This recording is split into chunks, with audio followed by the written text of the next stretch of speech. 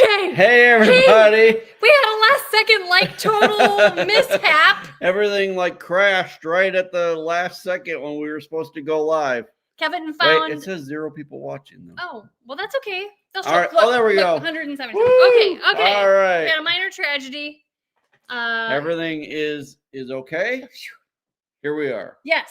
Kevin signed us up for a new VPN, and we thought it was going to screw us up, so we quick logged out and then logged in, and then we had 3 seconds to go, and it was just stressful. But we're all here. Here we are. So hello.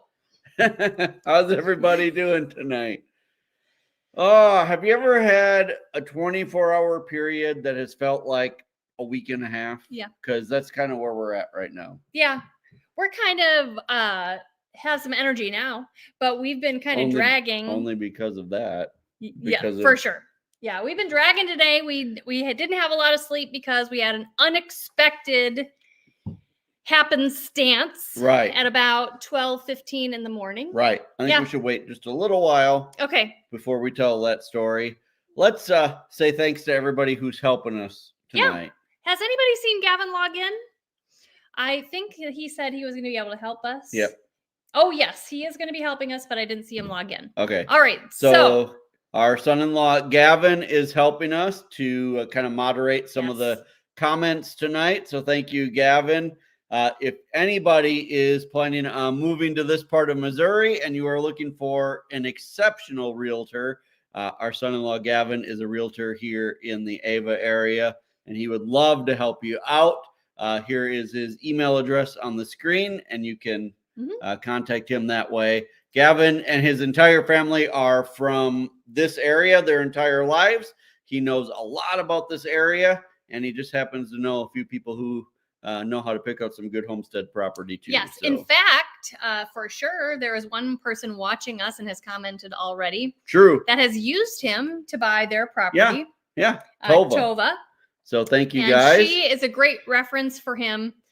So thanks for joining us, Tova. And not only are they moving here, but they're also coming to our church. Yes. So that's even better. We're always welcoming more people at church. Yeah. So thanks, Gavin, for helping us. Also, oh no, when we had to start over, all my slides on. That's okay. Also, of course, our besties, Rich and Shelley, are helping us today. They are helping us moderate. But also, Rich helps us pick out questions and stuff to answer. Rich and Shelley have an awesome local farm, and they produce protein products, so meat, and sell it at a local store in Ava, Missouri. Their business is called Air to Ground Farms, and they sell their meat at their store in town at Air to Ground Meat. So that's a little picture of their storefront. And they also have a YouTube channel, so check them out. They have a YouTube channel called Air to Ground Farms, and then they have a podcast channel called Duster Mud Podcast. Yep. Now, if you're wondering where Air to Ground Farms, that name comes from, Air to Ground, it's because Rich was actually a colonel in the Air Force and a fighter pilot. So they went from being in the Air Force, in the air, to now doing everything themselves on their farm. So that's where Air to Ground comes from. Yeah. And you guys, they are amazing. So check out everything that they do. Yeah. And just to review, they sell beef, pork, lamb, chicken, and they do a really great job of that. So if you would like some local meat, check them out. All right. So let's talk about our story. No, first of all, I am wearing some amazing earrings. Oh. Kevin made me these amazing earrings. I am wearing little Jersey cows. Right. I'm so he's actually making me like this homestead collection. I have several different ones. Yeah.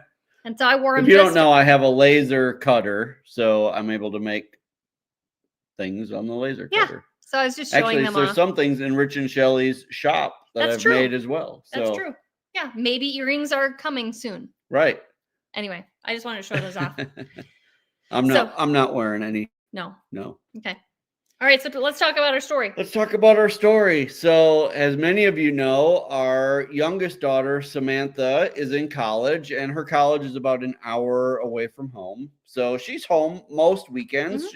Because she works still in our town, Ava. Right. And so she comes home every weekend to work, and then she stays home to come to church and family dinner and all of that stuff. And then she goes back to college after the weekend. Well, last night she was on her way back to college, and about midnight, which, you know, for us old people, midnight is really the Really late. middle of the night. Yeah. For young people, midnight is not that late, but for us, we were sound asleep in bed, and all of a sudden our phone rings, and it's Samantha. She is in the middle of nowhere, halfway between where we live and where her college is. Well, maybe closer to her college than where we live. About an hour from home. Mm-hmm. And she hit a deer. Yeah. Not only did she hit a deer, but it rendered her car undrivable. Right. So she had to pull over, and we needed to go and rescue her. An hour there to her, then take her to school, and then an hour back home. Right. And needless to say, we didn't get back home until 3 a.m. Right. So we got back home about 3 o'clock in the morning. And by the time we actually got back to bed and all of that, it was like 3:30. And of course, at 6:30, the dogs want to wake up like they do every morning, because that's normally the time we get up. They want and breakfast. So they want to wake up. So we were up at 6:30 after 3 hours of sleep. Yep. So if we look tired, for those of you who notice that I have a droopy eye, if it looks extra droopy, it's because I'm extra tired. Yeah. But she was not injured. And so thank God for that. And today we helped her arrange to have her car towed back to Ava. She has insurance and all of that, and everything will be taken care of. So, like, there's no big catastrophe on that way. I'm actually guessing they're probably going to total her car, though. She hit a big 8-point buck. She actually hit it so hard that one of the sets of its antlers flew off. Right. I actually found it on the road, so I brought it home as a souvenir for her. So, but yeah, so it was a pretty big, buck that she hit. Yeah. And she was pretty shaken up, but she's doing really well. Right. She's back at school. We dropped her off at school, and then we came back home. Yeah. We are really excited to be here with you guys tonight. You know, I don't normally have an opportunity to scan through comments while we're looking, but there are lots of awesome people. We're so thankful for our friends and our family and all of you who follow us that show up here every Monday. So happy to see all of you guys here. Because things were kind of crazy for us today, and we were a little shaken up and dealing with, the aftermath of Samantha's accident overnight, we haven't prepared a topic. So we are really hoping that you guys would enjoy just a plain old Q&A session. Right. Really any topic that is appropriate. We will look at your questions and hopefully just answer a bunch of them tonight. Right. Yeah. Rich is going to help us just pick out comments or questions. And we'll try to get through as many as we can. Yeah. One thing that I would like to call y'all's attention to is that, as Kevin noted today, we are still a donkey-free homestead. That is brought up every live stream, and that's okay. It's funny when you, for those of you who don't know, when you do one of these live streams, you go through and you have to put certain information in every single week when you set it up, and it always asks you for your name and then like a tagline. So I figured still a donkey-free homestead was a good tagline because it's true. Yeah. You're all still working on me to try to get him to it's easier. Sarah's winning right now because it's still winter. Once it becomes spring and summer, it's going to be a harder battle for her. Yeah. Because I'm going to fight a little harder at that point. I don't know. I'm a good fighter. So let's move on to some questions. We have a few already. We could use some more. It looks like we have 4. And we're going to start off with Kelly Blum. She asked, so is Samantha, this is so funny. So is Samantha the only one in the family that got a deer this year? Well, in 2020, I was going to say, it depends how technical you want to get. In 2025, yes, I have not gotten a deer in 2025, even though technically archery season went until January 15th. I didn't hunt in January, but I got 2 deer during deer season this year. So I'm still one up on her. So she She doesn't need to get another No. one. I was just about to say she needs to get another. Contest. This of is not a car contest against rifle or right. bow. I'm not a great welder, but maybe I should weld a big spear on the front of whatever car she gets next. You've talked about doing that for your truck. Right. So that all she has to do is drive back to school and get me a couple more deer. Yeah. Brian J. Mader asked, rabbits yet? We do have a breeding pair of rabbits right now. Yeah. And I didn't do videos on it, but I did breed them one cycle in the fall. Right. And so we had 8 kits. 2 of them died for just, a couple different reasons. So we had 6. We ended up having 3 does and 3 bucks. The 3 does have been sold for breeders, and the 3 bucks are just eating like crazy so we can have them for dinner one day. But very soon I will be breeding them again. Right. Yep. Let's see here. Here's a donkey. Yuri Byler. If you want a donkey, I have one you can have for free. Okay. Price is right. No, there's something wrong with the free donkey. If it's for free, there's a reason. Hey, thanks for the offer. Yuri, will you email us and let us know some more details? Because I'll check it out. I need references. Does the donkey come with references? I bet a donkey does not come with references. Robert M. said, I'm rendering lard while listening. Good job. Any tips? Strain it. I don't know. Rendering lard is super easy. It's super fun. Right. And it is super useful. So I bet you are going to love it. It's also one of those things that's like really like rewarding. Yeah. Like you have them all sitting on the counter. And all of a sudden you see like 5 gallons of lard sitting there and you're just like, that's a lot of lard. We're going to be eating good. Yeah, for real. Yeah. So good luck. I'm proud of you for doing that. Yeah. Great job. This is for you, Kevin, from Gary Iravet. What kind of laser do you have? I have an X-Tool S3 laser, which is an enclosed 40-watt diode laser. That's super nerdy. It is super nerdy. I don't know what any of that means. Yeah. I like it. It's not something that you could probably make a really good, it's not like a super professional, but it's a really good kind of hobby laser. Good. And it does a really good job. From Midcoast Maniac, did you get to keep the deer? We didn't.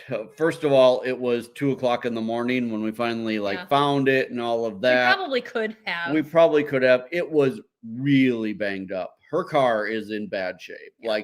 Like her radiator is completely smashed. It's leaking coolant she hit it at like 65 miles an hour. Yeah, so and broadside, the deer was pretty beat up. So no, we maybe could have, but at 2:00 in the morning and the condition that it was in, that was kind of the last thing on my mind. I wanted to get her to school and I wanted to get back home to sleep. Did you already talk about the antler that you saved for her? Okay. Uh-huh. I must have been busy. Yep. A question from... I think I have a picture of it on my phone. I think you do. Question from the Muddy Acres Homestead. How do you heat your home? Wait. Okay. Can you guys see that?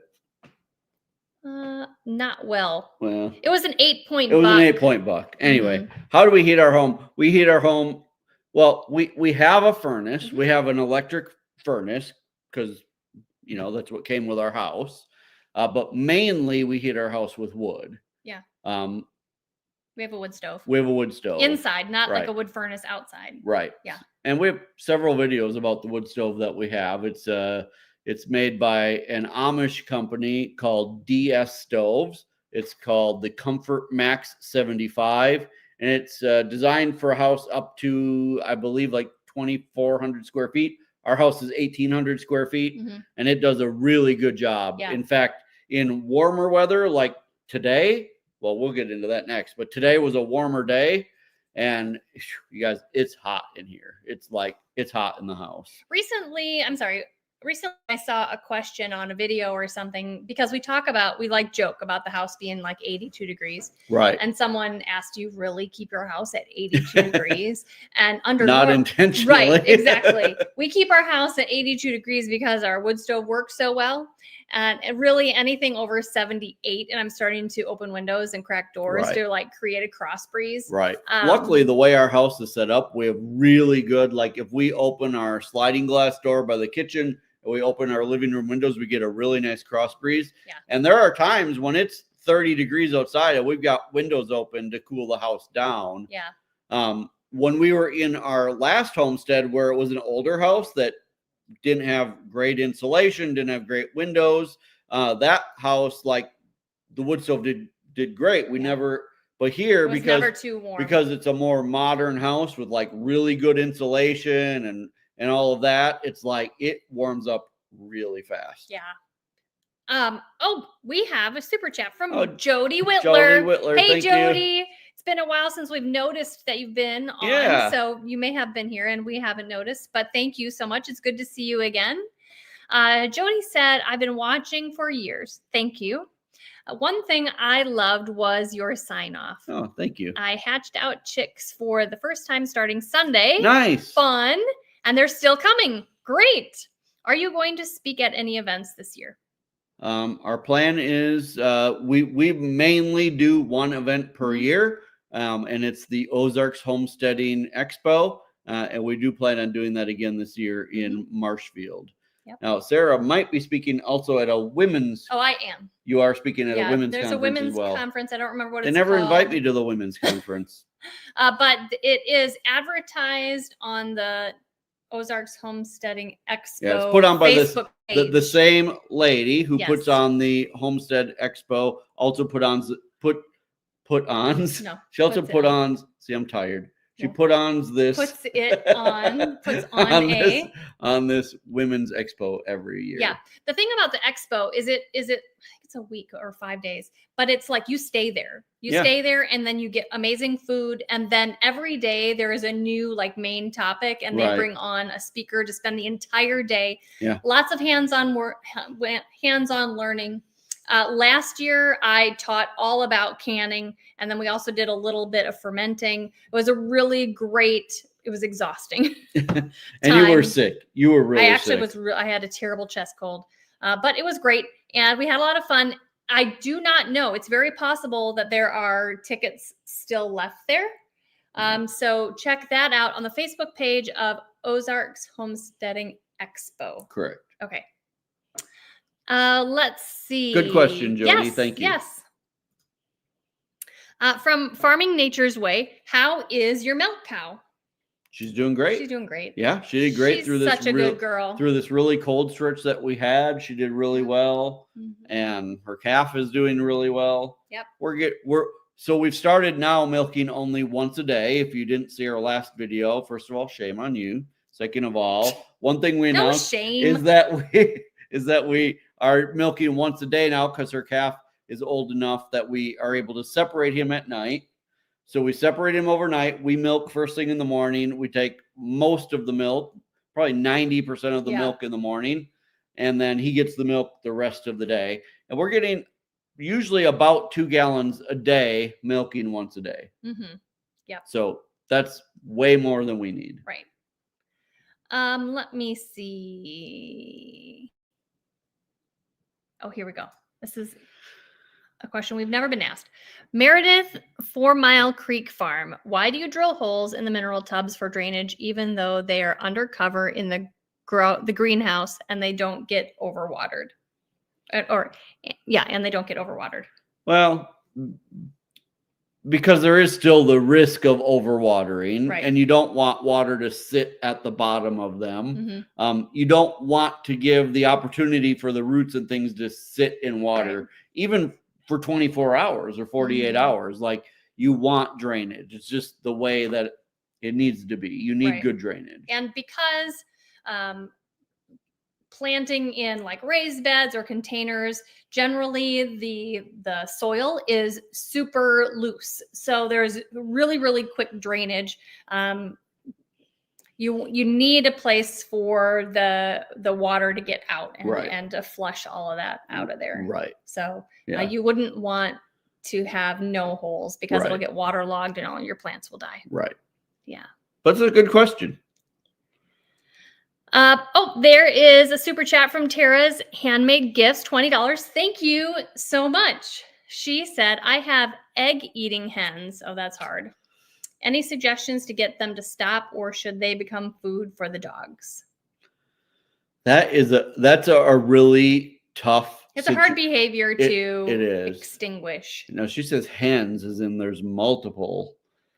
If it's a number, here's my opinion. If it's a number of hens that you can get rid of and Or not identify who right, is right. If you know who's doing it, and say it's like 2 out of 20 hens, and you're like, that's fine, 18 hens is enough, then yes, I would probably process those hens and they don't necessarily need to be dog food unless that's what you're wanting. Right. Older hens are good in the crock pot, put them in or your canned, or your Instant Pot, Yeah, or but there is a good chance they will start to teach your other hens that is an okay behavior, and you really don't want that to start happening, because then there's a chance all of your hens are going to do that.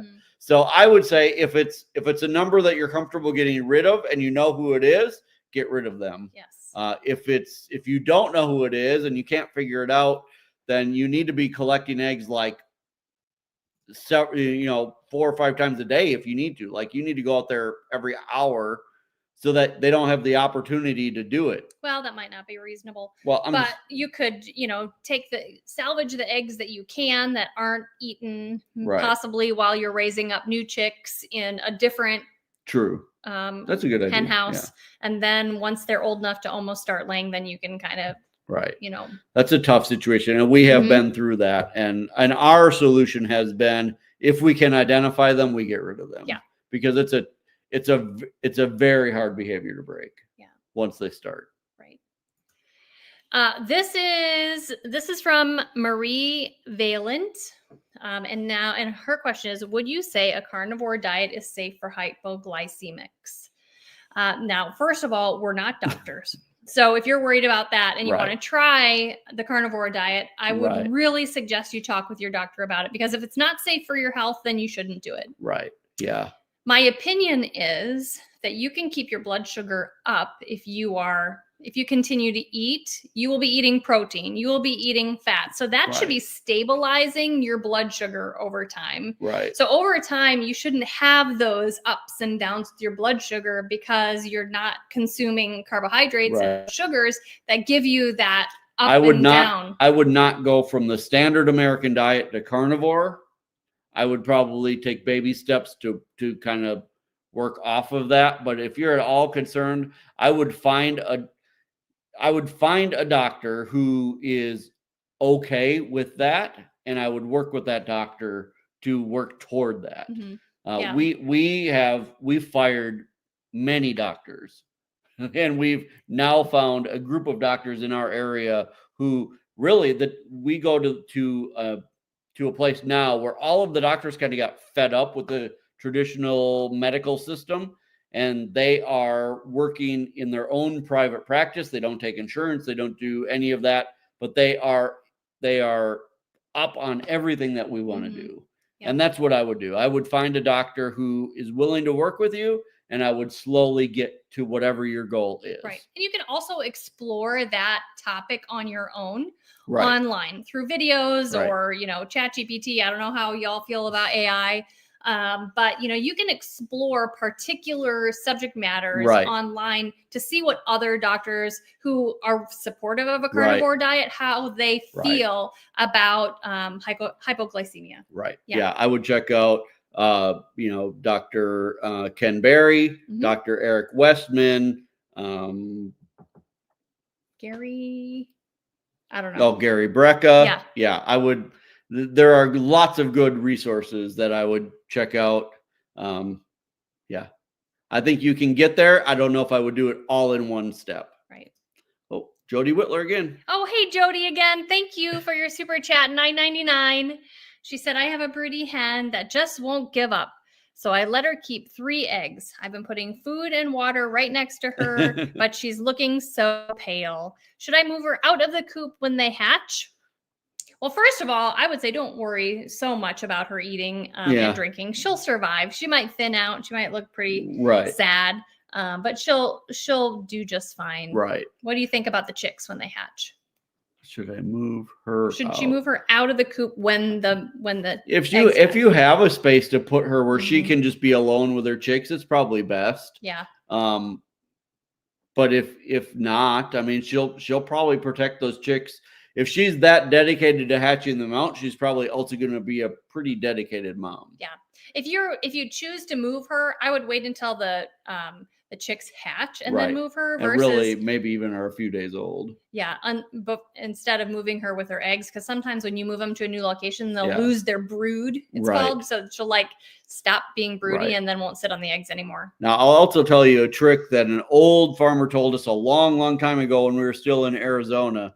Like if you've got a chicken who is broody and either you don't want it to be broody or it just won't give up. Like we've had chickens who want to sit on eggs like, The whole summer. like 3 months. And you're like, okay, well, those eggs were supposed to hatch in 21 days and you've been sitting on them for 3 months. So they're not going to hatch. What you can do is you can take, now this is going to sound kind of mean, but trust me, it works and you only have to do it once. You take a 5-gallon bucket of ice water, like really cold water, and you dunk that hen. Hold it in the water. You hold it Up in the to the water neck. up to its neck for about a minute. And At that least. will, at least a minute. Yeah. And that will cool its body temperature down. And that cooling of its body temperature will send it out of broodiness. Mhm. And it won't be broody anymore. Right. It Yep. works. Yep. The first time someone told us, I was like, there's no way that's going to work. Mhm. And it does. Yeah. So if you have a hen that you don't want to be broody, that's what you can do. Don't do that to your wife. She does not find it funny. No. That would not be good. She does not find it nearly as funny as the chicken does. No. Don't even think about it. Okay, Anna Billings question. Kevin, are you going to make earrings to sell in your online store? I either will or I won't. Well, There you go. That clears that up. I don't know. Yeah, we don't I don't know.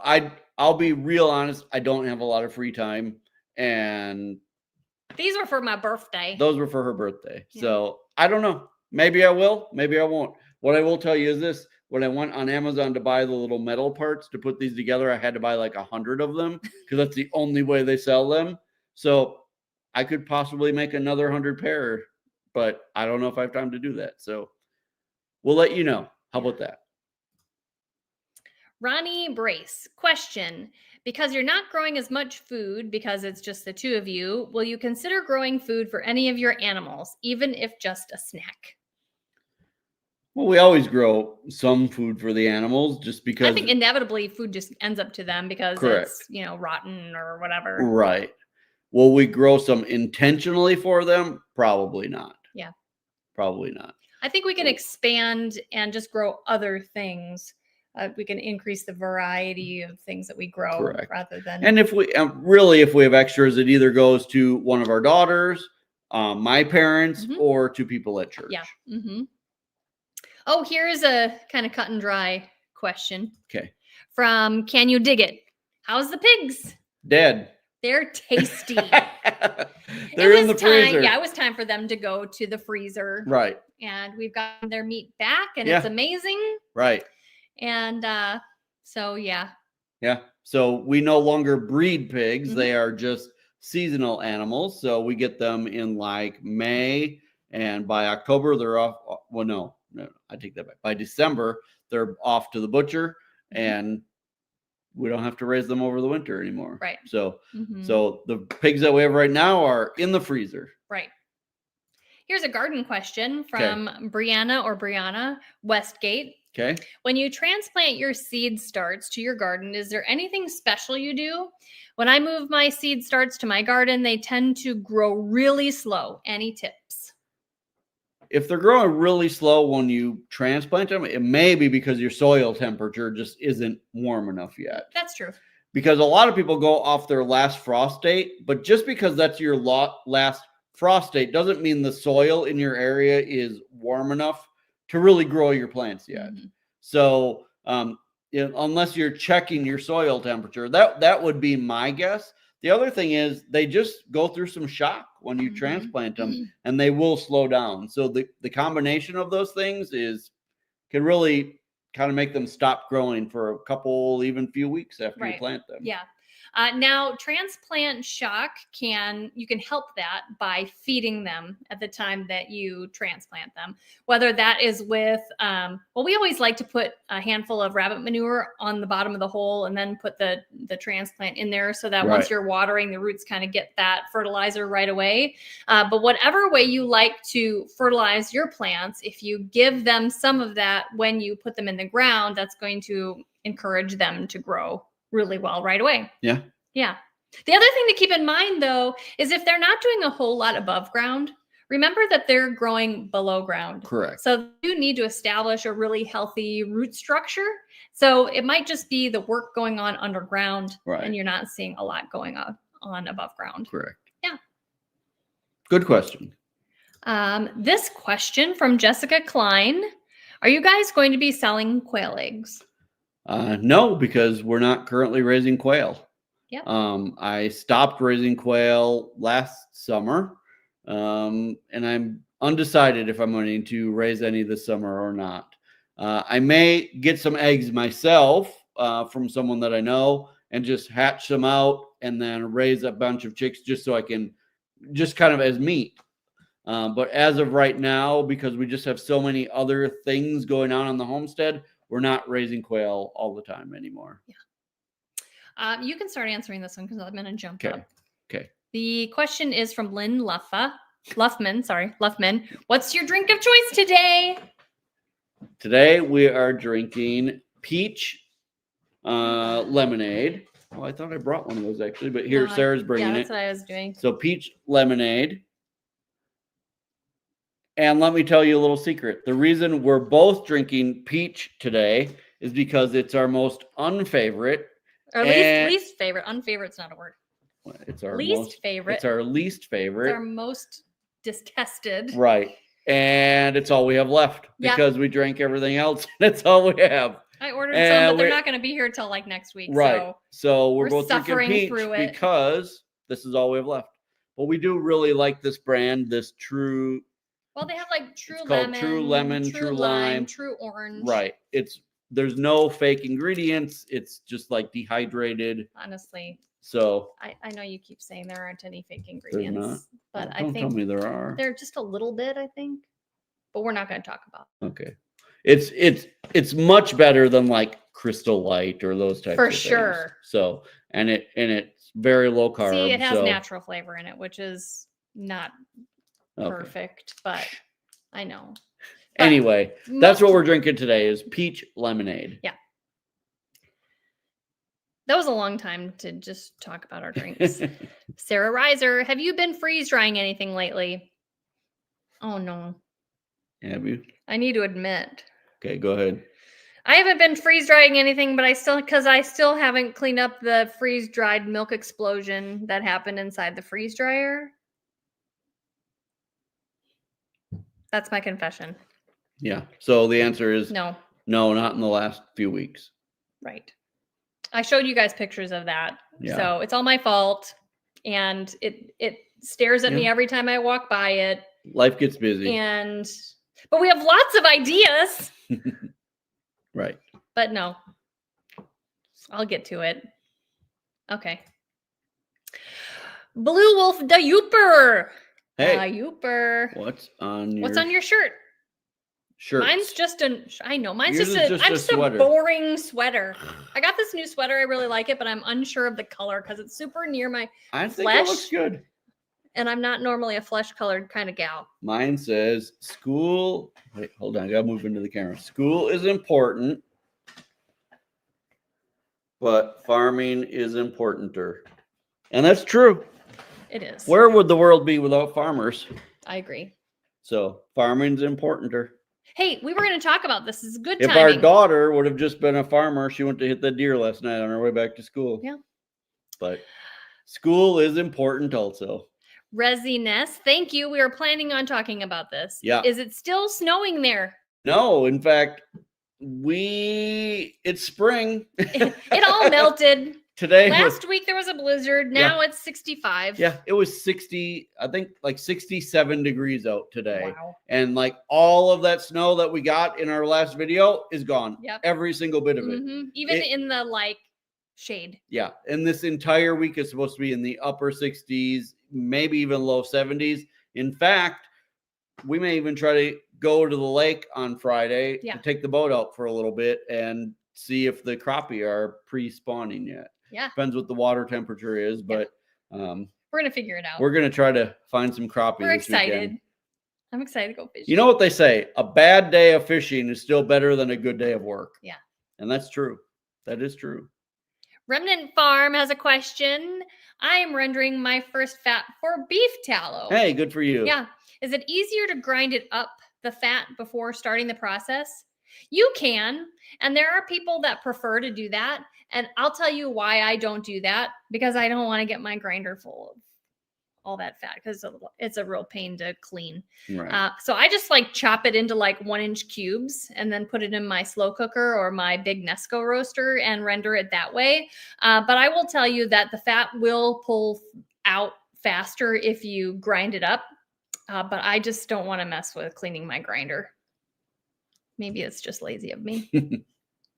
This is a complicated question. Okay.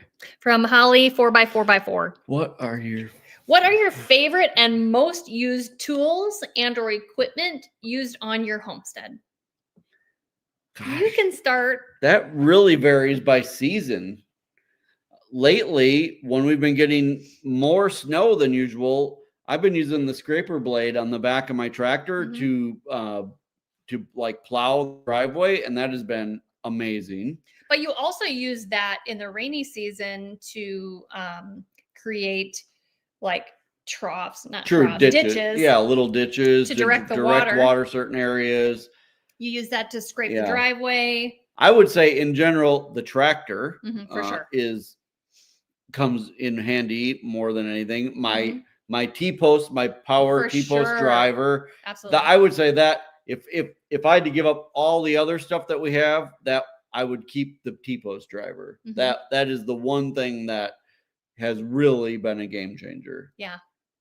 What about you? I would say, and I'm just trying to think of like more inside domestic kinds of things. I would say my really good set of knives, because I just use them like multiple times a day. The set that I have is in our Amazon shop, and I've had it for like years. I think we bought it before we moved here. Yeah. And because none of the knives themselves are serrated, which I can't stand with the exception of the bread knife, they're all like a straight blade so they can be sharpened. And I really like that. It's a really good set. Also, and a good knife sharpener. Buy a good knife sharpener. Yeah. We've gone through several different types. And right now we have like an electric one. knife sharpener. It's really nice. It's really nice. And, you know, you're going to want and really benefit from some really high quality like pots and pans that are heavy bottomed. Honestly, my stainless steel heavy bottom pots and stuff that I use are from the thrift store. Right. Because people just got rid of them because, you know, a lot of people just don't cook anymore. Right. And just recently, we've switched quite a bit of our cast iron over to enameled cast iron. Do you want to talk about why that was? Sure. So Kevin and I had a bunch of blood work done, like more than your doctor normally does. Right. And in the first round of that, my iron level was really too high. And I had some concerns about why that is. And to be honest with you guys, several years ago, you may remember if you were following us at the time, maybe 4 years ago, I had to have a partial hysterectomy. Right. So I had my uterus removed. Was it 2020? It was COVID. 2020. Yeah. I did keep my ovaries, but and so since then, you know, obviously I don't lose blood. And so I decided after overthinking and researching, and I was sure I was dying, which I wasn't. I decided the first course of action was to stop using cast iron so much. And I actually found a study that was done in the 80s that tested the iron level in food that was cooked in cast iron versus not in cast iron. And I was shocked at how much added iron was in the foods that was actually cooked in cast iron. So like I said, the first step was to really limit how much cooking we were doing in cast iron. And since then, actually, my levels have normalized. Right.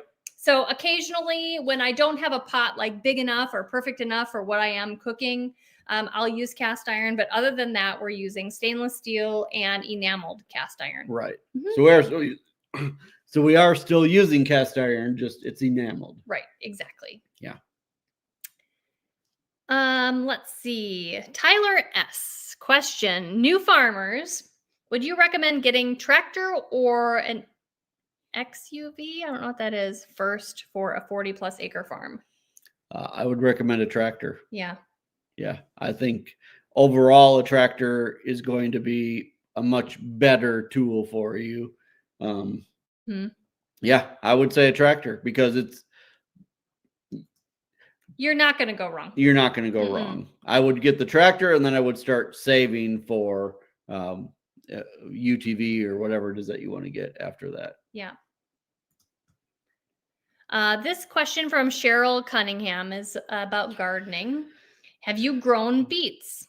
Do you grow them one seed at a time, or a lot of people plant three seeds in each hole and let them push each other apart? We have grown beets, not often because they're really not our favorite. Beets are something that I know we should eat more of, and I don't really mind them, but they're not my favorite. Well, now on low carb, they're not the best either. That's true. Although they're greens, you could, but I'm not a fan of beet greens either. Right. So when we did grow them, we grew them one seed at a time because beets are one of the types of plants that one seed actually has. They're like a little pod. Yeah, multiple seeds inside. So if you plant one, you're probably going to get like a minimum of 2, but possibly 4 or 5 little plants come out of there. So if you plant multiple seeds, you're just going to have a big mess. Right. If you plant one seed and you don't want to thin them out, there's absolutely no reason why you have to. Right. Your beets might end up being a little bit smaller because they'll kind of be crowded, but you don't have to. Yeah. And some people will pull the little plants and just eat them with their salad or something, and then just keep the one in there that they want to turn into a beet. Right. Yeah. Let's see. Bill Jordan. We are looking to start homesteading. What resources like books, websites, or anything else would you recommend? I feel overwhelmed and not sure where to start. Well, we do know a YouTube channel that has about 1,100 videos you could watch. Mm-hmm. So I would start there. Which one is that? Obviously ours. Oh, okay. As far as books, we have books in our Amazon shop that we recommend. I would start with something like the Basic Butchering book, the Seed to Seed book, which teaches you how to save seeds. A canning book. A canning book. The ball, what's it called? The one that you like so much? The Complete Book of Home Canning. I would recommend that. Really, you can't get enough information as far as I'm concerned. Yeah, that's my favorite. That's Sarah's book right there. Everybody knows it. The Ball Complete Book of Home Preserving, 400 delicious and creative recipes for today. Right. So those are things that I would recommend. And I guess I'm sorry to interrupt. No, go ahead. As far as feeling overwhelmed, first of all, everybody is going to feel overwhelmed when you first start. What Kevin and I did, though, was we identified what the most important thing was to us. Like, why are we homesteading? Right. What are we wanting to start with? And we wanted to start with protein because it was the most expensive at the grocery store. Right. So we wanted to start with raising our own meat. And we started small with small animals. Right. Rabbits, chickens, ducks, turkeys. Right. Quail, things like that. And then we started, as we built our confidence, we started moving to bigger animals. Right. Yeah. So that's where I would start. Absolutely. And read your Bible and pray. God will show you the way. Yes. This is an interesting question from Garrett McCrill. Cows and calves, separation anxiety, anticipate mostly hours. Will calves wean off on their own from the cow? Yes. Technically, yes. Technically, yes, but it'll take a long time. Yeah. Like they might be like 2 years old before really Well, a year and a half. the beef cow mamas don't let them keep sucking on them. I mean, Some of them. you'll Well, once they have a new calf, they'll normally kick the old calf off, but they will Mhm. normally let them nurse until they have a new calf.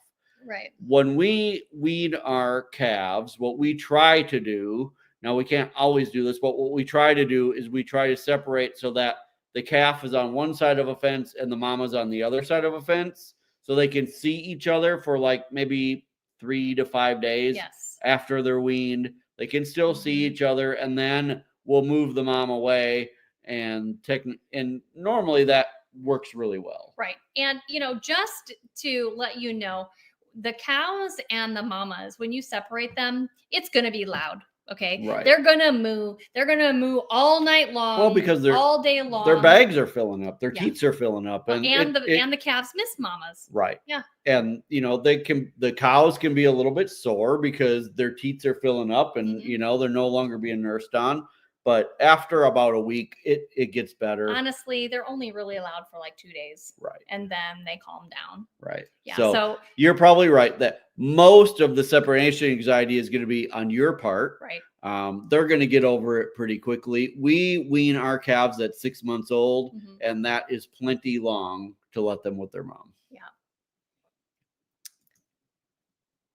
Newkirk Harvest Farm. Okay. We just started our homestead on 38 acres last month. Congratulations. Congratulations. Can I start a miniature Jersey cow on 1 or 2 acres in the woods, supplementing with hay and grain until next year's crop lease is up?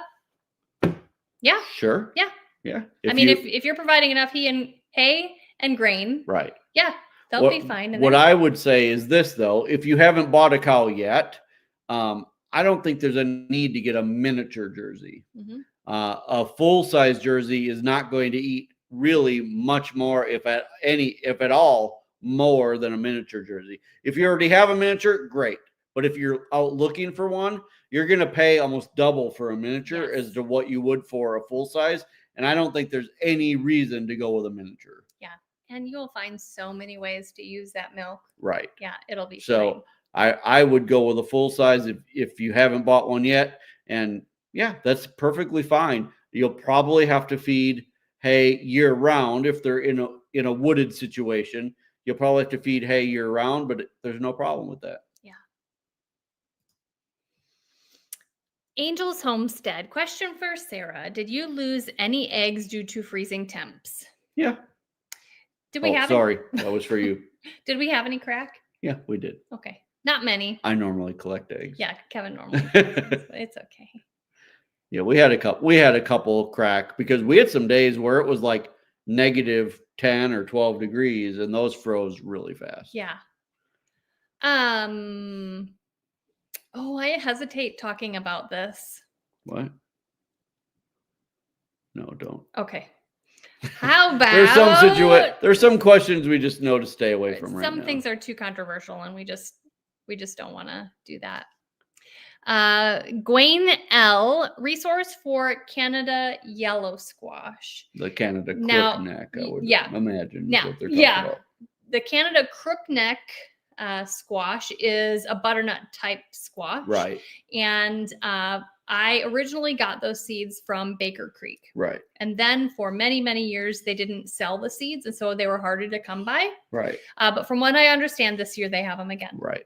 Yeah. So if you want to try them, and they're amazing because they really are resistant to the squash bugs. I mean, the squash bugs will still go by them, but it won't kill them or affect them. It's the weirdest thing. Mm-hmm. You'll find squash bugs on them and they won't hurt them at all. Right. But because their seeds kind of come and go through the seed sellers, I would only grow those as far as your winter squash varieties. Don't grow any others. And save seeds. Mm-hmm. In 1 year, you can save a decade's worth of seeds. Yeah. From one squash is probably 10 years worth of seeds. Yeah. This is a great question from Mismatched Socks Shop. What are you doing with the extra milk? Keeping it in the refrigerator. Yeah. No, 1 or 2 days a week, I process the milk that we have, Right. and I use it to make cheese. So I'll use 4 gallons at a time to make hard cheese. I've been making yogurt once or twice a week. I've been making cottage cheese, lots of clabber as a natural way to I don't know, inoculate your cheese Right. or your milk for different cheeses. And really any extra milk that like it gets too old too fast for us to use or whatever, I turn it into clabber, which is kind of set milk, Right. fermented milk, and I give it to the animals, to the Right. chickens. Right. And one thing that we've started doing probably within the last 6 weeks or so is on Sundays we don't save milk. Right. Because we milk first thing in the morning. It's busy trying to get ready for church. It always kind of made the mornings more stressful, having to do extra dishes and get. So on Sundays, we no longer save milk. We just dump it straight into a pan, give it to the animals, or even sometimes just dump it. Yeah. Because we're in a hurry. We want to get to church. And that has made things much easier. We've given ourselves permission to Right. not have to do something Right. amazing with every single gallon of milk. And I do want to I want to give a shout out to Ruth Ann Zimmerman from the Zimmerman Homestead. She is on Instagram as Ruth Ann Zimmerman, and she's on YouTube as Homesteading with the Zimmermans. That's the name of their channel. She's very, very wise. She's my age, if not a little bit younger. And they don't save their milk on Sundays either. And so when I found that out, I'm like, you know what? It's okay to not have to do something significant with every single drop of milk. Right. And so we've adopted that. On Sundays, we want it easier for us. And, you know. Right. Last thing you want on Sundays is to be stressed out before you have to head off to church. I mean, that just doesn't have you in the right mindset. So we now keep Sunday mornings as low stress as we can so we can get off to church and get going. Yeah. Carmela Michael, do you have any luck with celery? I want to plant some from seed this year. Anything I should do to help the seedlings along? That's all yours. Honestly, I have never been super successful growing celery from seed. Right. There are very few seeds on this planet that I cannot successfully start and grow. But celery seeds, I just have never gotten the hang of. But we have grown celery successfully, and I have gotten plant starts from a local nursery, an Amish nursery, and they did fine. Right. Yeah. So if you can find starts, that's the way to go. Absolutely. From seed, they are tough. Yeah. We've tried many, many years with very limited success. Yeah. And really the trick with growing really good celery is consistent water. Right. They really like a lot of water. If you don't give them enough, the stalks will be bitter. And I've never, the reason why celery like stays kind of whitish is because they kind of backfill over the stalks and stuff to keep them white. And I just don't do that. I just harvest them all around as soon as they're big enough to harvest, and then they just keep growing up through the middle, and I just harvest them all around. Actually, my favorite thing to do with How's them, it go? All around like that. Yeah. Okay. And my favorite thing is to freeze dry them. I dice them and freeze dry them. They're so easy then we to use throw them all into winter soups long, and love it. I'm gonna grow celery again this year. Yeah. Good. Yeah. You know what? I'll tell a really cool story about the last time we grew celery is at the end of the season, we kind of, now don't hold this against us, but we got kind of lazy at the end of the season and the celery plants just kind of died. We were actually out in the greenhouse in the middle of winter. We were about to pull all of our plants and we realized that underneath all of the celery plants is where there were like hundreds of ladybugs that decided to overwinter under the celery plants. For some reason, they really liked those tubs that had the dead celery plants in them. So we ended up leaving those all winter long, and it made a really good population of ladybugs the next spring. So I don't know if that was like a fluke with that 1 year, but they loved those celery plants. Yep. Question from Meat Tea Fan. Do you feed your kitchen scraps to your chickens and pigs? If so, what kinds of scraps? When I have scraps, We don't have a lot of food waste because we're really pretty intentional about using it all and Right. eating leftovers and What stuff. we do when you can and stuff like that, we feed the tomato cores Sure. and For sure. all that kind of stuff. Yeah. It's really great to have pigs during gardening season because as you're canning, like the cores and the skins and stuff, you can just give it to the pigs or the chickens, and they love it. Right. And like if I have like dairy products in the refrigerator that like, you should really, if you make sour. But like if you make like cream cheese or something like that, you should really eat it like within a week. So if we haven't eaten everything, the chickens love it. Right. So yeah, we do. We absolutely do. The only things, let's see, the only things we don't feed our pigs any meat. Correct. We don't feed them onions or anything spicy. Right. Our chickens, they can have meat. They can bread pretty much anything. And I'll also say this though. We're not perfect. Right. There are times that food scraps go in the garbage. Yeah. And that's just the way it is. So we try our hardest, but we're not perfect. That's true. So we're not going to lie. Shandy's garden. How far apart are your double fences of the perimeter chicken run fence? I've suggested this to so many people, and without looking it up, I completely forgot. I'm guessing 3 feet. 6 feet. Yeah. Mm-hmm. They're 6 feet apart, and they are about 4.5 feet tall. Yep, they work great. Yeah, they work great. Mm-hmm. In almost 5 years now, we've not had a single deer jump that double fence system. So 6 feet is kind of the magic number. Yeah. This is a fun question. Okay.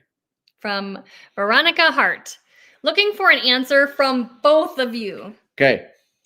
If you could pick one thing or chore on the homestead that you would call your favorite part that gets you the most excited, what would it be? Oh, gosh. Yeah, you can start. I don't know. I do enjoy feeding the animals every morning. I enjoy watching them come out and just, they're so excited every morning. I don't know. I think that's probably my favorite part, especially the ducks and the geese. They're always like, they're gung ho for the day. Yeah. I don't know. I don't know. I enjoy the animals. Yeah. I enjoy the animals much more than I enjoy gardening. Not that I don't like gardening. I love tomatoes, obviously. Mm-hmm.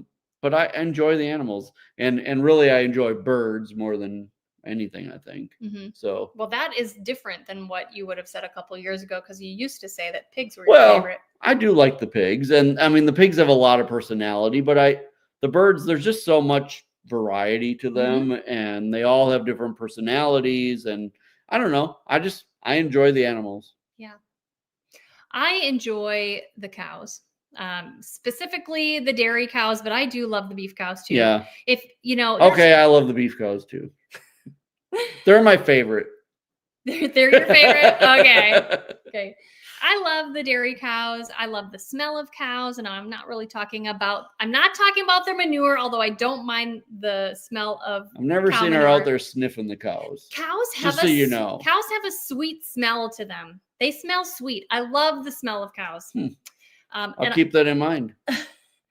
I'm gonna get a new cologne. I'm gonna make some new cologne. It's gonna be available in our store next week. How are you gonna do that? It's gonna be fermented cow manure cologne. No, not the manure. Their hide, like the scent of their hide. Oh, it's sweet smelling. Okay. So I like the cows. I like the milking process. I don't hand milk because of carpal tunnel and some shoulder issues and stuff like that. But I still do love milking and the whole reward of getting the milk and processing it.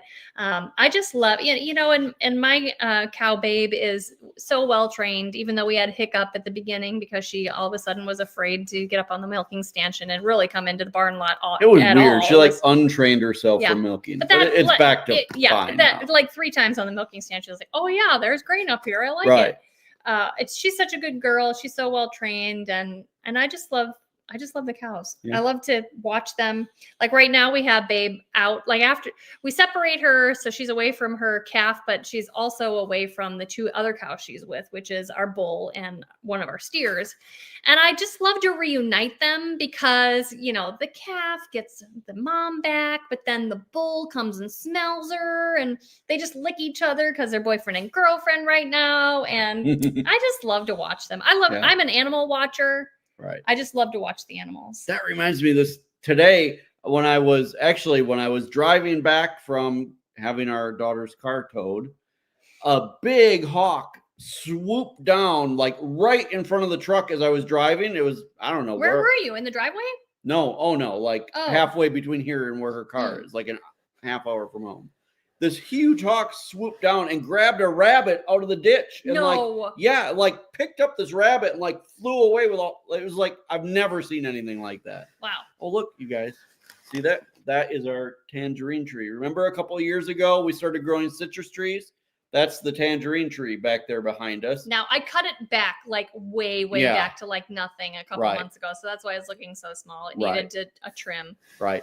But last year we got 14 tangerines off that tree. Mm-hmm. And then we also have the key lime tree, which is over there, which I'm not going to turn the computer all the way around, but the key lime tree is over here as well. In the winter, we keep them in the house with grow lights on them, and then they'll go back outside in the spring. But yeah, there it is. Look at that. It's like 4 years old now. It's still doing great. All right. We're at an hour. So I think we're at one more. Yeah. Look at that. Oh my gosh. One more question. Let's do fast. one more. Oh, wait. Here. Sorry. Got here late. Been wanting to ask. This is from Leanne Ev. Sure. Sorry, got here late. She reads the questions because I'm not wearing my readers and I don't want to admit that I'm getting that old. Okay. You are the older man. That's true.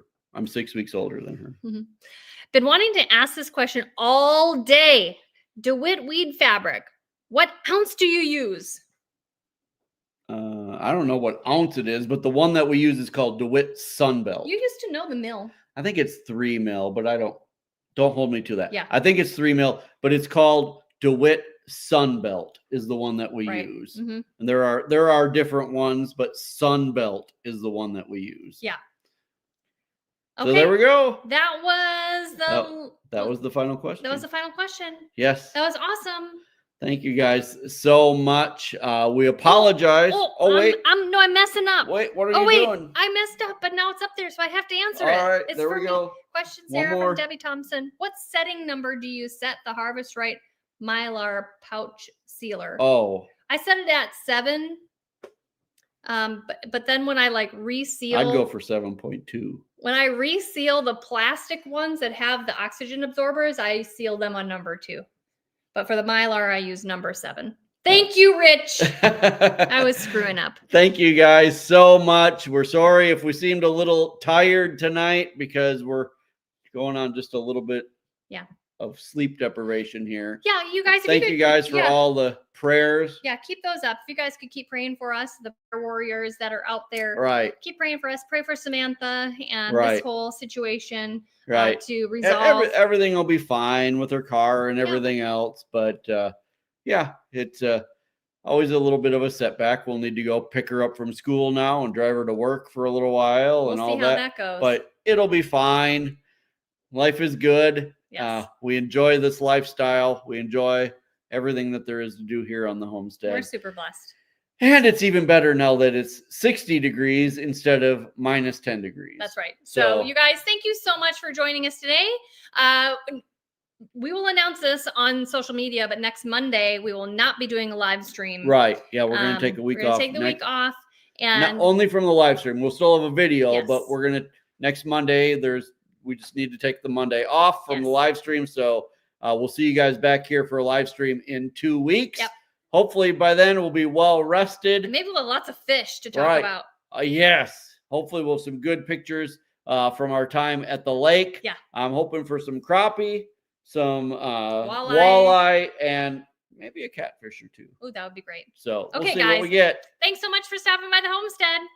Take care and God bless. God bless.